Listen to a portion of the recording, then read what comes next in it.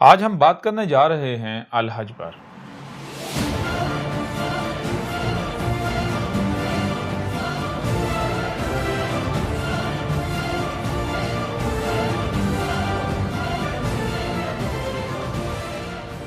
یہ جو الکتاب ہے اسے ڈاؤن لوڈ کریں، ترتیب کے ساتھ پڑھیں، کوئی ایک بھی سوال ایسا نہیں رہے گا جس کا جواب آپ کو نہ ملے۔ یہ جسے آج آپ حج کہتے ہیں، اگر یہ وہی الحج ہے جس کا ذکر قرآن میں ہے تو پھر کیا یہ موسیٰ نے کیا تھا؟ دنیا کی کوئی طاقت ثابت نہیں کر سکتی کہ موسیٰ نے کیا تھا، یہاں تک کہ موسیٰ یہاں آیا ہی نہیں۔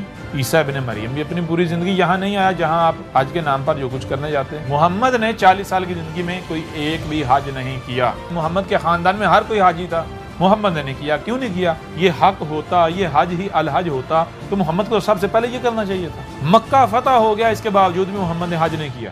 یہ کہاں سے آیا، کہاں سے گڑا گیا؟ جنہیں آپ آج ہندو کہتے ہیں اور یہ جسے آپ اپنا مکہ کہتے ہیں، حج کہتے ہیں، یہ حج کون کرتا تھا؟ یہ جو انڈیا جنہیں آپ ہندو کہتے ہیں یہ کرتے ہیں۔ محمد نے کہا تھا کہ یہ جو تم اپنے ہمسائے کے ساتھ ظلم کرتے ہو، زیادتی کرتے ہو، آپس میں کوئی اتفاق نہیں ہے، کوئی اتحاد نہیں ہے، جانوروں کے ساتھ ظلم و زیادتی کرتے ہو، ان کے حقوق کا خیال نہیں رکھتے، چوریاں کرتے ہو، ڈاکے کرتے ہو، حق مارتے ہو، لوٹتے ہو، فساد مچاتے ہو، سب کچھ کرتے ہو، اور پھر سال کے بعد تمام جرائم کرنے کے بعد سال بعد تم خرچہ کر کے اپنی ٹانگیں گھسا کر یہاں آ جاتے ہو معافیاں مانگنے؟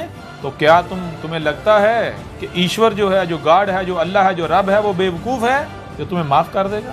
بالکل ایسے ہی اس وقت کے جو مشرکین تھے، جو ابو جہل تھا، تو کیا کہتے ہیں؟ ابو جہل نے کیا کہا؟ انہوں نے کیا مشرکین نے کہا؟ ان جاہلوں نے کیا؟ انہوں نے کہا کہ یہ محمد جو ہے، اس نے پہلے تو چلو سمجھ آتا ہے یہ جو انسانوں میں سے ہم نے غلام نے، یہ بھی ہمارے طرح انسان ہے، یہ تو سمجھ آتا ہے بھائی، ان کو ہمارے برابر کھڑا کیا، ہمیں ماننا پڑا، لیکن اب تو یہ کہتا ہے کہ یہ گدھے، یہ گھوڑے، یہ کتے، یہ اونٹ، یہ خچر، یہ بھی تمہارے برابر، ان کی بھی دو پر چھاؤں کا خیال رکھو، ان کے کھانے کا خیال رکھو، ان کے اوپر ان کی استطاعت سے بڑھ کر بوجھ نہ لا دو، ان کو کاٹنا نہیں۔ تو مجھے یہ بتاؤ، جو جانوروں کے حقوق کی بات کرے وہ یہ کہہ سکتا ہے کہ جانوروں کو قتل کرو، ان کو کاٹو، ان کے گلے کاٹو؟ کہہ سکتا ہے؟ آخر وہ کیا وجہ ہے، آیا وہ کیا وجہ ہے جس وجہ سے یہ بنیادی انسانی حقوق کا ڈنڈورا پیٹا جاتا ہے اور جانور جو ہیں ان کو بالکل نظر انداز کر دیا جاتا ہے، ان کے حقوق کی بات نہیں کی جاتی، ان کو مارو، کاٹو، جو چاہے کرو؟ جب غور کیا جائے تو پتہ چلتا ہے وجہ کیا ہے۔ وجہ یہ ہے کہ جناب فیلنگز، احساسات، جذبات، اگر کسی کو مارا جائے گا اسے تکلیف ہوگی۔ پھر میں آپ سے سوال کرتا ہوں کہ یہ جتنے بھی جاندار ہیں، کیا ان کے اندر فیلنگز نہیں ہے؟ کیا انہیں تکلیف نہیں ہوتی؟ میں تم لوگوں سے سوال کرتا ہوں کہ یہ جو تم آج گلی گلی، محلے محلے قربانی کے نام پر جانوروں کا قتل عام کر رہے ہو، اس کا حکم تمہیں رب نے کب دیا؟ اللہ نے کب دیا؟ کہاں قرآن میں لکھا؟ کہاں محمد نے تمہیں کہا ہے یہ حرکت کرو؟ پہلی بات کہ جسے تم حج کہتے ہو، جسے تم قربانی کہتے ہو، نہ یہ حج ہے نہ یہ قربانی ہے۔ ذرا غور کرو، محمد کے وقت یا محمد سے پہلے مینا کے میدان سے باہر کسی ایک جانور کو بھی نہ کاٹا گیا، نہ کاٹا جاتا تھا قربانی کے نام۔ اور میں تمہیں چیلنج کرتا ہوں، تم ثابت کر کے دکھاؤ، اپنا قرآن اٹھا کر دیکھو، اسی قرآن کے اندر یہ بات بالکل دو ٹوک واضح الفاظ میں لکھی ہوئی ہے کہ قربانی کس کے اوپر فرض ہے، کس کے اوپر لازم ہے۔ یہ بات الگ ہے قربانی ہے کیا، قرآن کسے قربانی کہہ رہا ہے وہ الگ بات ہے، لیکن اگر ایک لمحے کے لیے اسے قربانی مان لیا جائے جسے تم کہتے ہو، تو قرآن یہ کہہ رہا ہے قربانی صرف اور صرف اسی کے اوپر ہے جو حج کی استطاعت رکھتا ہے۔ قربانی تو دینی ہے حاجی نے، حج کرنے والے نے، اور حج کرنے والا کون ہے؟ جس میں استطاعت ہے حج کی، اور حج کی استطاعت رکھنے والا کون ہے؟ وہ بھی بات کی بات ہے کہ قرآن کسے کہہ رہا ہے، لیکن ایک لمحے کے لیے اگر یہ مان بھی لیا جائے کہ یہی حج ہے اور حج کی استطاعت رکھنے والے وہ ہیں جو وہاں جاتے ہیں، پورا قرآن اٹھا کے دیکھ لو، اپنی روایات کو اٹھا کے دیکھ لو، تم یہ بات ثابت نہیں کر پاؤ گے جو کچھ تم کر رہے ہو۔ قربانی صرف اور صرف جو حج کرنے والا ہے اس نے دینی ہے، نہ کہ اس نے جو حج نہیں کر رہا۔